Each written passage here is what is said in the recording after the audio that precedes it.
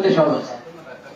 তা আমরা ওখানে আর আলাদা করে আলোচনার তরতিব রাখছি ইনশাআল্লাহ। আশা করি সবাই একমত হবে, কারণ মুখতাসার সময় বয়ান করার মতো আল্লাহর রহমতে সবাই আলোচনা করতে পারে।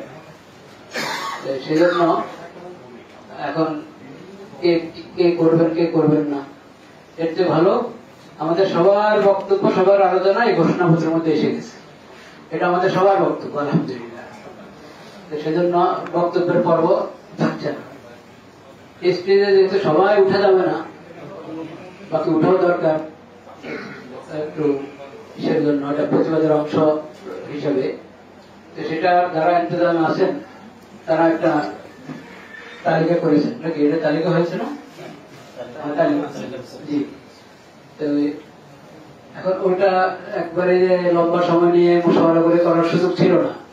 একটা তালিকা হয়েছে, এটা আমরা সবাই মেনে নেব ইনশাআল্লাহ। আর ওখানে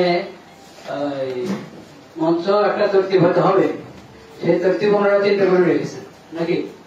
হ্যাঁ, যেহেতু প্রতিনিধিত্বের বিষয়, সব মাক্তাবা ফিকিরের থেকে এক দুজন করে সামনে থাকলেন, বাকিরা পিছনে পিছনে থাকলেন। এটা মানে এটাকে মাহসুস না করলে হয়, যেভাবে ওনারা তরতিব করেছেন ওটা আমরা সবাই ওইভাবে আমল করবো ইনশাআল্লাহ। তাইলে প্রথমে মঞ্চ ওঠার পর মিছিল হবে, মিছিলের পর মিছিল নিয়ে বের হবো আমরা। হ্যাঁ, মঞ্চের সামনে গিয়ে বলবো, স্লোগান হবে, তারপরে ঘোষণাপত্র পাঠ করা হবে, তারপরে দেওয়া হবে। মঞ্চে সবাই উঠে একসাথে এক কাতারে দাঁড়ায় একাত্মতা পোষণ করবে।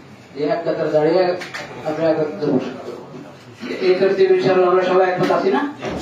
ইনশাআল্লাহ আল্লাহ আমাদেরকে কবুল করেন, তৌফিক নসিব করেন।